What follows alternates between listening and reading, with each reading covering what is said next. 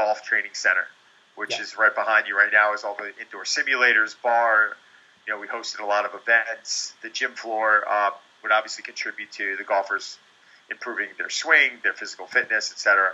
And while going through that process, we were doing really well, but I think we realized that there was such a bigger market in the performance world. And what we were doing with golf fitness, it was really just almost like a marketing ploy. It's just, golf fitness to me is creating a better athlete. Yeah. Naturally, I have a much different understanding for the golf swing. I mean, I probably 3D analyzed maybe close to 1,000 players. Yeah.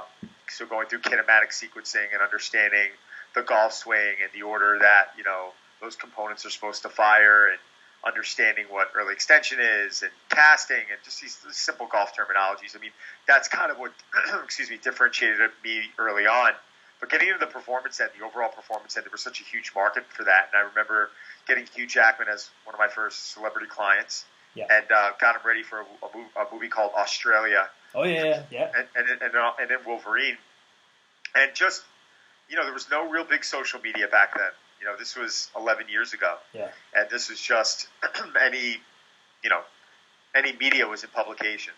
And it was just, I wasn't in it to, get famous. I'm still not, but I was in it to give him the best product possible and get him in the best shape possible. And I think that reputation kind of led one thing to another, and it brought me, I mean, I can't even tell you how many people now I even work with from that are on the big screen. But, I came from Reynolds place a little bit earlier. I work with some pretty big names. So, it's definitely turned into a little bit of a niche market for me. It's definitely become interesting with the clientele that I get in here. Yeah. It's definitely really helped out my brick and mortar business. Yeah. I mean, I've been here 13 years, and we're having probably our best year right now. Yeah. We're by far having our best August ever. So it's amazing the digital, if you're consistent with it and you really know what you're doing and you understand, that this takes time, it will pay dividends. Yeah, that was what you delved into a little bit there, just about the athlete clientele. Sorry, the actor clientele that you've kind of worked with. How did that first get off the ground? Was it a simple phone call? How did they come to Don Saladino? No, listen, I mean, it's like anything else. It's just by pounding the pavement. It's about networking and getting in front of the right people. And, you get one through the door and you do a great job with them. It's just like any other client. You do a great job with someone, word of mouth is a huge part of the gym business. Yeah. I speak to a lot of gym owners. I present to a lot of, different gym facilities, and I think they're all trying to figure out the magic potion on, how do we gain more traffic in reference to leads. And, a big portion of that is word of mouth. I mean, there still isn't, I still haven't found a grand slam for lead generation. I mean, I think that the triple right now to maybe a home run is the social media. If you're doing it right, it will pay dividends. But you go in any gym facility, a majority of people are finding out from that from another friend, or it's another type of referral. So I think a big thing you kind of touched on there, which I've been big in with my own applied work, was the pound of the pavement and the consistency. I think everyone's looking for the magic pill or the quick fix, and there isn't one. The consistent day in, day out, stringing days into weeks and weeks into months, and that's a big thing. And I think hearing that from someone like yourself is very sort of refreshing, because there is no secret pill. And essentially, until you get to where you are now, it's years and years, and people only see this now. People don't see the, like you say, the 11, 13 years ago, sort of just getting on the map with them people. People see the here and now from the social media. They don't appreciate. It's the tip of the iceberg. It's like training, though. It's really no 100%. Different. I mean, and now you hear, diets that have been around for decades, fasting, hundreds of years. Ketogenic diet, why is it suddenly now? And people just want a quick fix. 100%. I mean, any person I've ever met who puts the work in and who actually is passionate about it or finds a way to be passionate about it are successful. I mean, it's very rare I find someone who's really passionate about this who's not successful in the gym. And to be passionate, you got to be willing to put some work in. Now, I can take someone someone who sat on the couch last year 365 days, and I'm getting them off the couch for 10 minutes a day, they will improve their body. Yeah. And that's a big problem with society today, is everyone's trying to package and market some type of a plan, and that's fine. But like I package a plan, and that's great. But I'm also telling people that you don't have to do exactly what the plan says. Well, I don't like working out more than 10 minutes. Then work out 9 minutes. Yeah. You know, just by moving and breaking a sweat and developing some confidence and consistency. Yeah. I know one thing I've really been, I really struggled with in the past was meditation. And I remember in the beginning that my attention would fade at like 5 minutes. Yeah. So rather than me getting discouraged about that, what would I do? I'd meditate for 5 minutes and I'd move on. And in time, it became 6 minutes, 7 minutes, and from there on out. But it's a little tough when you are in an industry where it is so heavily influenced by influencers. Yeah. And the message that they're giving, it really is incorrect. I mean, it really is. I mean, you just get a lot of people out there, and they're not coaches, and they haven't coached for several decades, and they haven't, they don't sit through continuing education every month for the last 20 years or whatever it is. You don't have to be in the business 20 years to be a good coach. It's not my point, but they put the time in, and they're in it because they are passionate and they love coaching. Yeah. You get people who are like, I take my shirt off, I look great, this is what works for myself, and I'm going to try and become a millionaire now. And that's fine, but I think people also have to understand that good for them if they can do it, but people also have to understand what they're buying, Yeah, 100%. And going back to the consistency thing, that's the same with the training and nutrition, like you say. To me, a basic training plan basic plan done well will always trump a complex program done averagely. Same with the nutrition stuff. The more consistent you are there, and the best ones, people are always looking for the best diet, the best training program, and the reality is there is no best. The best is the one that you can stick to consistently, day after day, week after week. If you don't see yourself doing ketogenic diet in 3 months, then it's probably not the best one for you. If you're not going to adhere to it that well, the best one is the one which you can do, you enjoy. I think that's a big part. I think whether it be nutrition or whether it be training, if you don't enjoy it, it's a chore, and you're not going to get the most out of it. I couldn't agree with you more. So, I just worked out with this guy, Brandon Carter. He's a pretty big influencer, one of the nicest guys you're going to meet, very, very humble. But, his name is King Keto.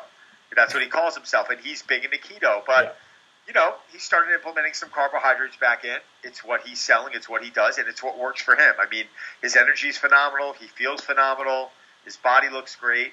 Who am I to argue? I mean, we can go through science. I also know that he allows himself a little bit of leniency, and if he jumps off of it for a day, he's able to get right back on it, and he's fine. So there's a little bit of variability there. I really have a problem with some of these things because, you look at the IF or you look at the ketogenic diet or you look at these plans that for the majority of the population aren't attainable. Yeah. People will really grind to get themselves to, and they're looking at the scale, which I disagree, and they're trying to lose every pound is like they're holding on to by a thread. And then suddenly they drop 10 pounds in 2 weeks, and they have one bad night out, and they gain 7 on the back. Yeah. One, it's unhealthy for the body, but two, it's really discouraging. And I just think it's a poor example. So when I see someone who's trying to sell a one size fits all plan, I'm just like, it's a little bit sickening because they're 100,000% incorrect. There's not even an argument. Yeah. And if someone's on there saying, well, this is the diet you should do, this is why you should do it, well, you never asked me the most important question. What is my goal? 100%. What am I training for? It's like you're telling me what the plan is before you even ask me what it is. And that's when I came up with my Playbook app and my Suit Up and Tone Up workouts. These are programs that I've used with my celebs. Like I asked them permission, and they allowed me to release them. And I have, I don't have any, when I say complex movements, I don't have any crazy Olympic lifting going on. I mean, I've got safe options and variations. Maybe instead of a barbell clean, I'm doing a med ball throw. Like there's specific things I'm doing that's a safer decision that's way more universal. And to this day, I still use these movements. Yeah. But I progress them throughout 6 weeks. I'm starting to host contests with it. It's a very healthy way to be able to give yourself some type of a short-term plan to kickstart you and get you on the right path. By no means am I telling people to cut carbs completely because it's going to improve your story. And when you're using the hashtag Suit Up with Don, it's just going to say it's going to tell a better story if you lose 40 pounds instead of 20. I've been working with a woman who started at 872 pounds 3 years ago, and she just weighed in this week at 405 pounds. Yeah. It's taken us 3 years to do, which I still think is really fast. Yeah. But the reality is it's attainable. Yeah. And we're doing it on a very low budget. She doesn't. Unfortunately, she doesn't have a lot of money. So, what was the main thing that I had her change? I'm like, let's get rid of the junk from your house and let's start walking. Like, like this isn't rocket science. And let's make sure that she can do simple things in life, like get on and off the ground, which she was unable to do for a period of time, and now she's doing. Now she's climbing stairs. So, I think the plan is all relative for the individual. I think we all start, and we all need different approaches to be successful. And listen, you know what? I know people who can just start training and they lose all the weight that they want. They don't really have to change their diet. And I know other people who have to literally measure out every ounce. Yeah. It's our bodies are all different. Yeah, that sort of leads me nicely on to sort of the next thing, which will be in terms of training and nutrition. You can start whichever one you want first. What's your sort of philosophies when it comes to training and nutrition? Well, training up. My philosophy is, let's see. It's the easiest way for me to put it. I like starting, so just going through step by step. My warm-up is always very targeted. So I kind of live in this middle ground of performance physique. So yes, I was on the cover of Muscle and Fitness in March, so I do take my physique seriously, but I was an athlete. So can you move? Yeah. So movement for me always comes first. Like, it's always incredibly important for me that someone can move really well first. And when you speak to physique competitors and bodybuilders, I understand why they do what they do, and I admire it, and I think it's great. But I think for general pop, their typical goals, just by going in and working a sweat and focusing on unilateral movements and focusing on, I don't like to use the word functional training, but focus on allowing the body to be functional, they're going to get to the goal that they want to get to. Yeah. And I think what happens sometimes is we become a little bit rigid in our training.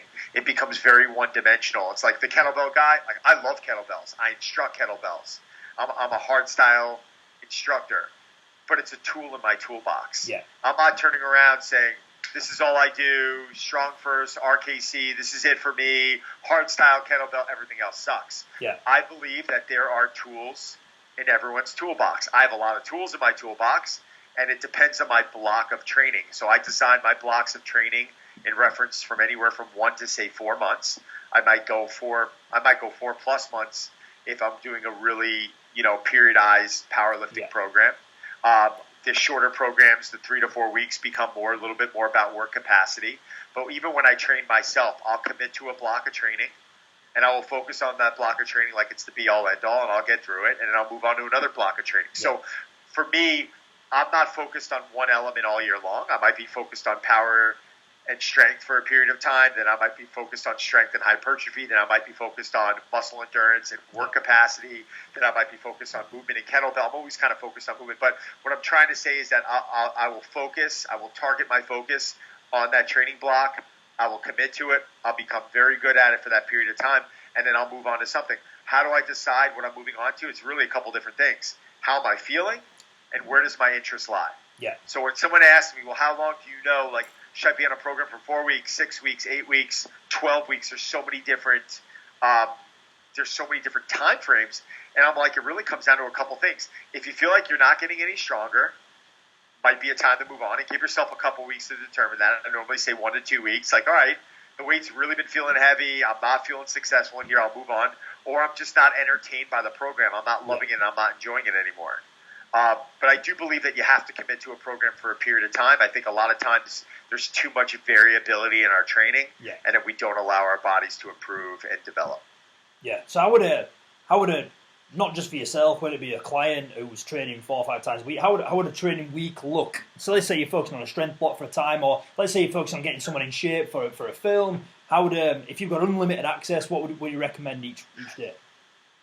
Depends on time frame also. I mean, I always like taking more of a minimalistic approach.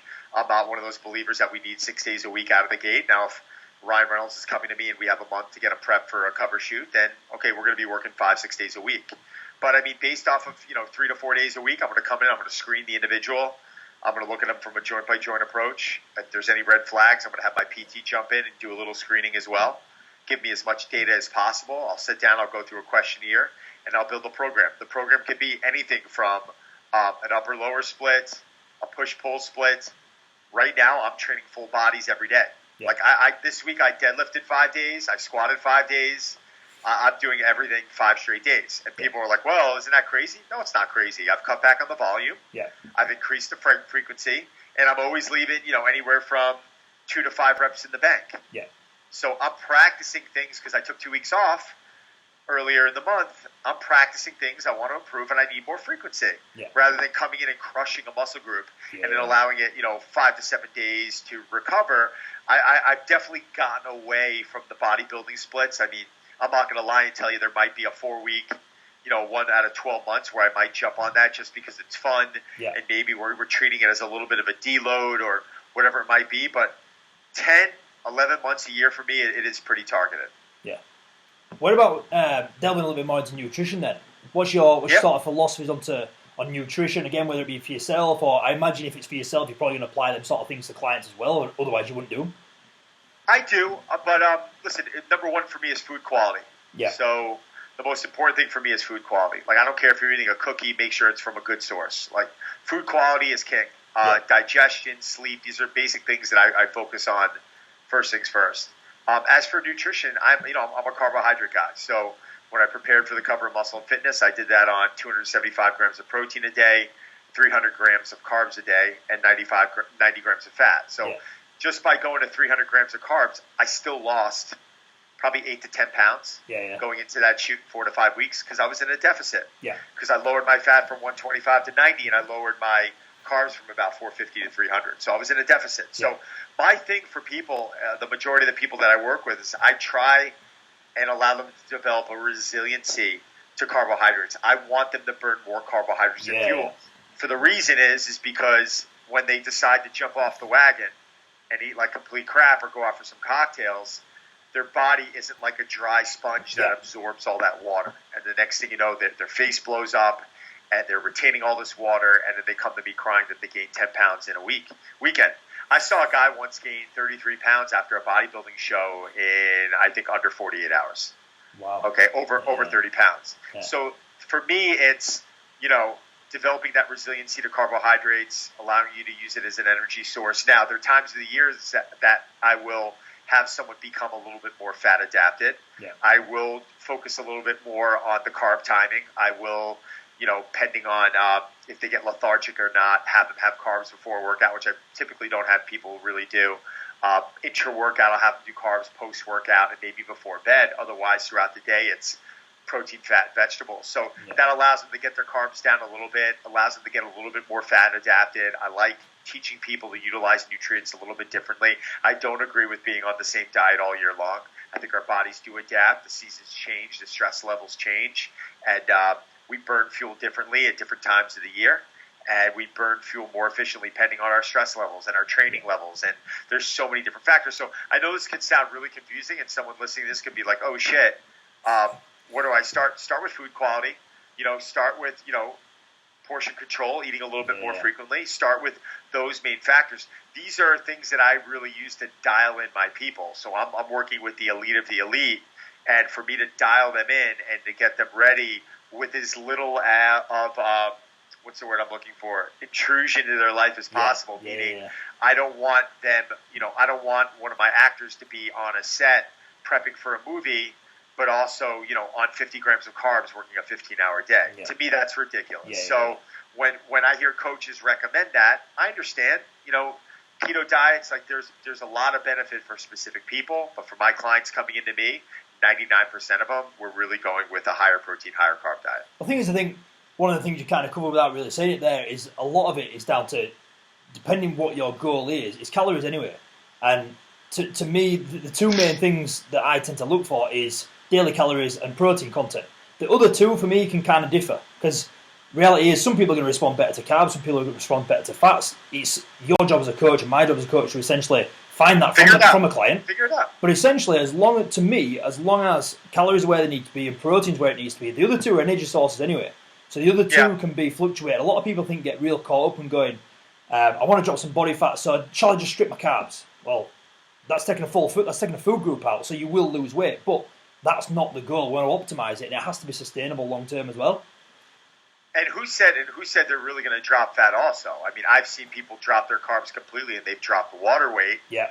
And they've actually gotten themselves into such a deficit that they've actually burned muscle. Yeah. Body goes into survival mode, wants to cling on to any excess fat that they've got, because it doesn't know where its next meal's going. So I think that's a big education factor you've kind of hit there, which again is the same driving home message I've got with clients: is as long as we've got total calories where we need them to be, we don't, depending on what the goal is, whether we're trying to lose a little bit or gain a little bit. And as long as protein and total calories are somewhere near, the carbs and the fats, we can kind of toy around with them to see which one suits different clients and how they respond to them.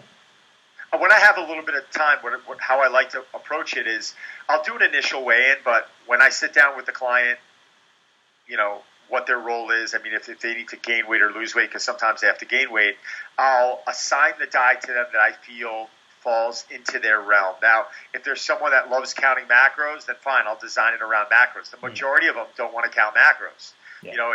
It's very difficult for them, so I'll go off of palm sizes. But when I get kind of those ratios in my head around a very educated guesstimate, I'll have them ride it out pretty strictly for 2 weeks.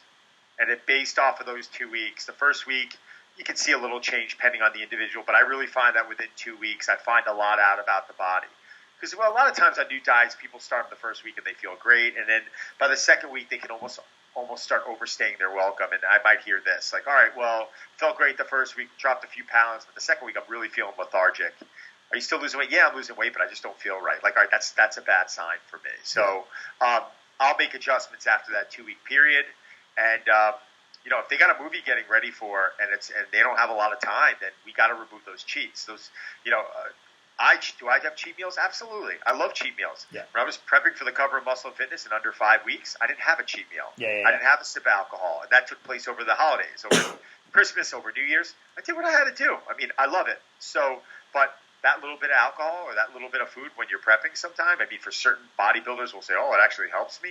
Fine, a lot of them are on anabolics. When you're dealing with a natural individual who's pretty in tune with their body and can, gain a little bit of water. And it's also more of a psyche too, like going to that feeling good, going that with good energy, and going that knowing you did everything that you need to do. Yeah, I think like you say, it's very much time dependent as well. If you've got someone who you want to prep for a show for 25 weeks or whatever, slow and steady wins the race. We're not going to get there in 10 weeks, and it's something which, if we're on track week by week, cheat meals can still be in, or a little, whether it's a controlled refeed or whatever, can still be in. There's no reason to take them out. Like you say, if we're working with someone who's then got 5 to 6 weeks, it's probably like actually drop the hammer, cheats go, and we kick on from there. Yeah, absolutely. So how long would your whether it be, do you tend to, with a client, would you experiment with different food groups, or would you tend to stick for a certain amount of time on certain food groups, or like you say, would you just completely manipulate that so they've got variety in there, or is it completely dependent on who you're working with? I get it. It really depends on who I work with. It's when I was working with Dave Harbour and I was getting him ready for Hellboy, he came in at 250 pounds, and I got a call from the production company 3 weeks in, and they're basically telling me that he's got to stop his training. And I said, why? And they said, he's losing too much weight. And I said, hold on a second. I weighed him in this morning at 249 pounds. He was 250 when he started. His weight's the same, pretty much. And they're like, yeah, but his shape has changed so much. I said, all right, we'll be a little bit more specific on what you need him to do. And they explained to me. So, I went to him and I said, all right, man. He goes, well, what do I have to do? I said, get back on your ice cream. I'm okay with that. You want to make sure it's a good, seriously, like I told him that, like, make sure it's a good quality ice cream. Like, there's certain things like hit your macros, but right now from the training, I need you strong. And the reason why I didn't back up on the training was he had a bad back when he started. And when he came in, he was struggling to pick up a kettlebell, a 24-kilo kettlebell. On his last day, he pulled 400 pounds off the floor, and we had more reps in us. So it was more important to me for him to become resilient and to fit in that suit, because he was putting on prosthetics, but he dropped a ton of body fat. He maintained his weight. But at the shoot date, he went in there, I think, at 250 pounds. Yeah. And his energy was great. And when he got into the suit, he felt like, all right, I could tackle the world type of thing. And that really plays a big part of the psyche. So, yeah, it really changes for everyone. I mean, it depends on the body type I'm dealing with. It depends on what the goals are. It depends on how much time that I have. I mean, again, it's food quality. It's, getting that protein in, getting that carbohydrate in, getting that vegetable in. I mean, that's for me is really important. I don't go overboard with the fruits, but I'll still get specific fruits during the day, because I do believe that there's a nutritional value to that's important for the body. There's certain fiber, there's certain minerals that the body benefits from. And as for carb and fat timing, well, it depends on the individual. It depends on how they're burning them. So there really isn't a set template or set formula. That's kind of where my magic is. I come in, I'll talk to the individual, I'll ask them what worked for them, I'll see how they're feeling, and then then I got to create something that fits for them. And that's for me so far. It's worked really well with my own body. It's worked great with the people that I've worked with, and they felt great. So when they're going into the shoot date, my goal is not for them to go into the movie feeling like complete crap. They got to feel awesome. They got to be able to perform. They got to be able to sleep, and they got to be able to recover. Yeah, I think body composition is massive, which you touched on there. I think, and with no disrespect to females, I think females are really big to go, oh, the scale's not going down. The scale's not going down. It actually, personally prefer to use things like clothes, mirror, photos, all these things to me are the better representation of actually how the training is progressing. People jump on a scale, they get very, very demoralised. The hardest bit sometimes getting across to people and the education behind it is body composition. And we're not looking at scale weight. Scale weight is a number which measures body fat and muscle tissue, does not tell you how much of each. Well, some fancy ones do, but the ones we use don't. Doesn't tell you how much of each. So with many people, they don't actually even weigh some people. It's literally like, this is where we started, this is where we finished, but actually you're only 2 pounds difference. I prefer not to, but I do kind of on day one, and I do document that, and I might document that depending on how much time they have, whether it's month to month or week to week, just to keep an eye on if they start losing weight. So a lot of times, listen, people coming into us want to get leaner. I think that's pretty much the main focus and goal, is to gain a little bit of lean muscle mass, but they got to pull the abs out, they got to look a little stronger, get a little bit more vascular.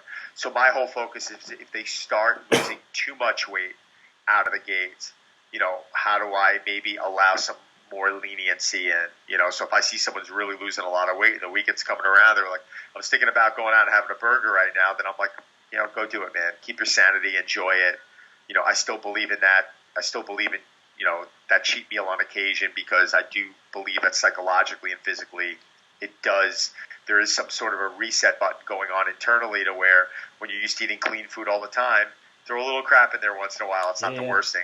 If they're prepping for the cover of Muscle and Fitness, it's something completely different. But 99.99999% of the people coming to me are not doing so. So I can take a little bit of a similar approach to them, but it still really is.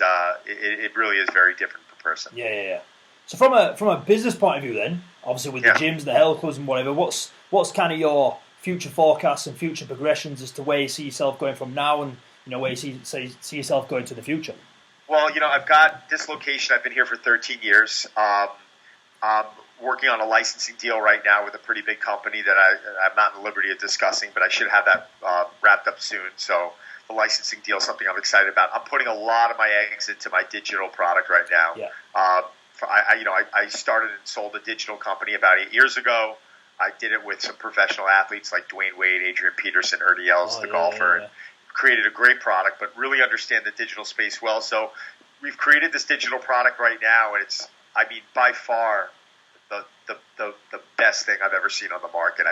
From the engagement standpoint, from the ease of usability, from just the actual content that you're getting, it is unbelievable. We're actually going to raise the subscription price soon because so if people are watching this, jump on it now so your grandfathered in. But we're at $9.99 a month subscription. You get your diet, you get a new program every 2 months, and you get access to a free contest every 6 weeks. And in that contest, you have every male and female winner is going to walk away with a pair of free on-running sneakers, a $200 gift card for my meal delivery system that I'm a part owner in, and my Garden of Life Sport line protein, cash prizes, and a 30-minute Skype call with me. So it's well over $1,000 in cash and prizes to each male and female, and I'm going to be giving that away every 2 months indefinitely, and I'll probably keep adding to that pot. So I'm putting a lot into that. The brands that I'm working with is pretty exciting stuff. So, I'm in a good place right now. I just got to keep my foot on the gas. Do you think you'll ever completely step away from the gym environment, or do you think you think that's always been sort of the core heart and soul? Because I know me personally, I could never just base everything online, and my background's coaching. It always has been. That's where the passion is, coaching people one-to-one. I don't think I'd ever fully take that away. I love it, and I admire you for saying that. I love the gym. Maybe one day I'll have a 5,000 square foot gym in my backyard that I could just call my home base, shoot my content out of it, maybe work with some people that I love, or continue to work with some of the people that I love. But I do know I love training, but I understand that for me to do what I want to do from a scaling standpoint in business, I have to step away from it a little bit, and I've got to focus on the business end. I'm not going to take my eye off, the people that I work with because they're very important. But from a scalable standpoint, I can't be training 40 to 50 sessions a week anymore. Those days are over. Now I'm doing maybe 10 sessions a week. And a selective 10 as well. Yeah, I mean, there's just people I've been working with for a while that I love, and when I'm not taking on clients, it's not because I'm a snob or have my nose in the air. It's just more because these are the people I'm focused on, and if I was to take on more people, why? I mean, I've even got, some people in the past, how do you charge what you charge? I charge what I charge because I can. Yeah. The supply and demand, and I think any trainer can charge. I mean, if you want to charge $50,000 a month, if you're getting it, then you're getting it. I mean, that's what your time's worth to you, and who am I to tell anyone, you should, that's ridiculous. Why? No, if you can get that, that's supply and demand. So that's business 101 right there. But I do love training. It is a part of me, but I just can't do it as much as I used to. I think that's a big part when you say the supply and demand. I think a lot of people, I think it works both ways. I think there's a lot of very, very good trainers and coaches that undervalue themselves and want to almost undersell themselves. I think there's the opposite scale where there's some poor trainers who rank themselves up there. And I think it kind of worked both ways, where the poor ones that rank themselves up there and charge through the roof give a bad name to the others. But I think a big thing you've said there is the self-worth. And how do you value your time? Yeah, I mean, I know some of the best trainers on the planet that are underpaid, and I know people that are an absolute. I mean, you look at, I'll look online and say, now this isn't to bash them, but this is just, I've been in the business 20 years. I mean, I know who's a good coach and who's not a good coach. Yeah. And I'll see people online and the money that they're making, and it's good for them. It's incredible. I mean, they couldn't tie their shoelaces in the gym. So, I think what's sad about that is not the person who's making the money that doesn't know what they're doing. What's sad about that is the person who's paying their hard-earned money for a crap product. For the service that they're getting, I really wish there was a little bit more quality control on what's going on the internet. Because anyone right now can go get a weekend certification with ACE and get certified, call themselves a certified personal trainer, and be a marketing genius and launch a product, and they're going to be fine. Yeah. So it's I would like to see a little bit more quality control in the business. I think that's the what we were saying right at the start about the positives behind social media. I think that's one of the negative sides. I think there's a lot of people now who are, let's say, Z-list celebrities.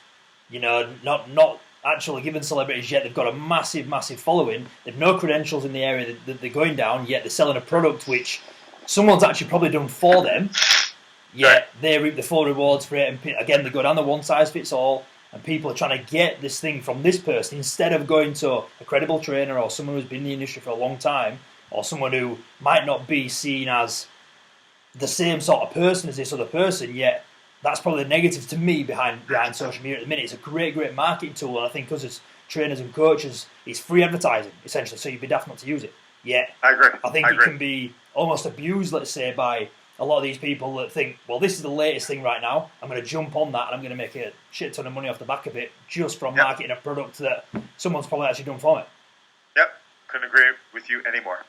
So, right, well, I'm going to let you shoot, because you're a busy man, but... You're the best, man. Listen, I had a great time on here and hoping we could do it again, but thanks for reaching out to me, and it seems like you have a great thing going. Top man, I want to thank you again for your time anyway. My pleasure, brother. Time out your hard-earned day, and we will catch up soon. Dude, best of luck. Let me know when it comes